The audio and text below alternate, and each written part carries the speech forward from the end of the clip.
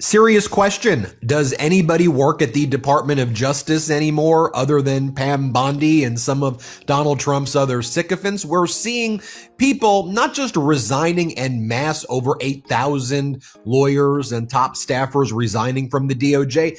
They're resigning in very public ways, like on LinkedIn, saying, I'm out. See you later. I tried. Goodbye. And I also think some of these LinkedIn resignation messages are signaling to others, look what I'm doing. There's a path out of it.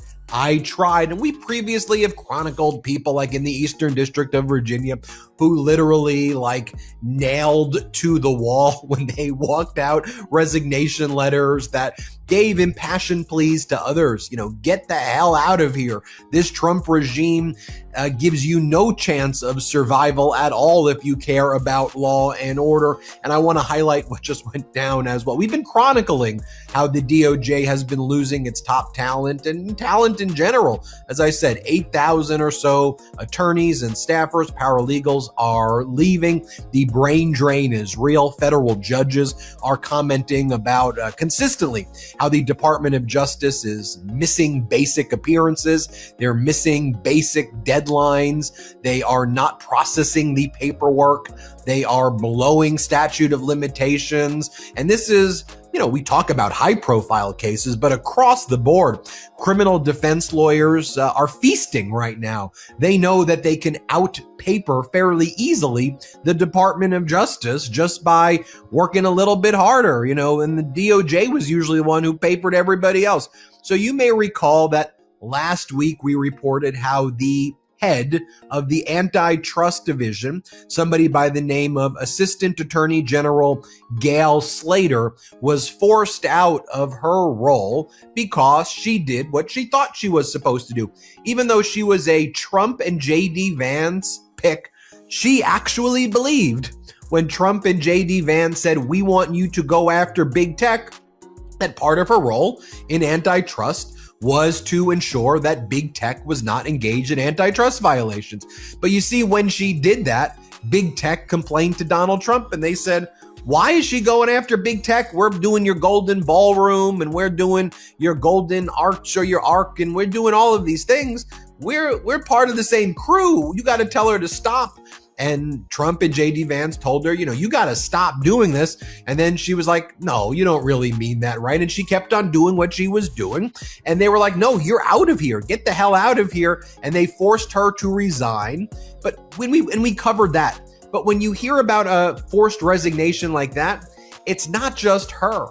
It's her whole team of pretty talented lawyers as well. They leave and now they're being welcomed into private practice and firms that are going to pay them well, and they don't have to deal with this Trump regime stuff anymore. So as I talk about these LinkedIn resignations, you have a guy by the name of Mark Hammer, who was the Deputy Assistant Attorney General within the Antitrust Division. Basically, that means he was the number two. He was Gail Slater's right-hand man.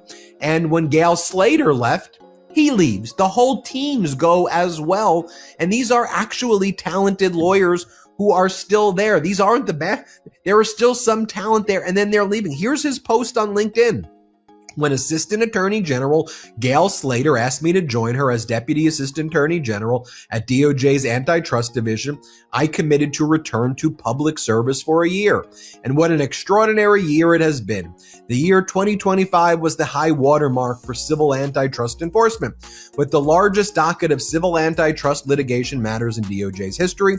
Our enforcement cases and investigations targeted high-profile competition concerns in technology, healthcare, entertainment, agriculture, real estate, and financial service industries. It has been the privilege of a lifetime to serve alongside AAG Slater and her leadership team. She is a leader of exceptional wisdom, strength, and integrity. I was grateful to help her lead the hundreds of men and women of DOJ's Antitrust Division. They work tirelessly each day, often without credit or recognition, to preserve competitive markets for the American people.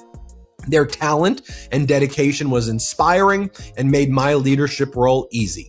I have decided the time is right for me to return to private practice. I am excited to announce that I will soon be rejoining my friends and colleagues at Baker McKenzie. More to announce on that front soon. To AAG Slater and all my DOJ colleagues, please keep up the great work for the American people. I want to bring in Harry Litman from the Talking Feds YouTube channel, Substack, and podcast. Everybody search Talking Feds. Harry was a leader in the Washington, D.C.'s main office at the Department of Justice. He was also the top United States attorney for the Western District of Pennsylvania. Now, Harry, when you read what Mark is saying there, he left private work where he was getting paid a pretty decent or good salary to work in this role where he hoped to further the interests of antitrust. And then he sees Slater fired. And so he's like, I'm leaving. I'll see you later. I mean, she was pushed out. I'm going to go back to Baker McKenzie and I'll just do my work there. But what he also mentions here, and I don't think people know this, is that he says the hundreds of people, hundreds, who were working under him, you don't know their names. They don't get the recognition.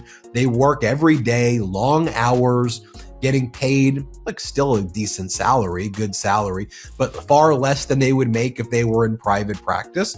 And a lot of them do this because of their view of service, their love of antitrust law, believing that they are enforcing the law fairly. And now they see what's going on and they know the writing's on the wall. And their work is being perverted. Like their work is now being turned upside down. And now these people go into work to fight for antitrust enforcement, and they end up being put in roles to help monopolies and duopolies form and price fix and price gouge. So they become agents of the very things that they're out there trying to protect against, Harry. Lots of stuff going on here, Ben. Let's start with the letter. I'd call this a well-crafted Washington resignation letter. The first sentence is, I had told Assistant Attorney General Slater that I would be for about a year. That's another way of saying I'm not getting kicked out, even though he may well be getting kicked out. This was always the plan, etc. So first is the CYA aspect of it.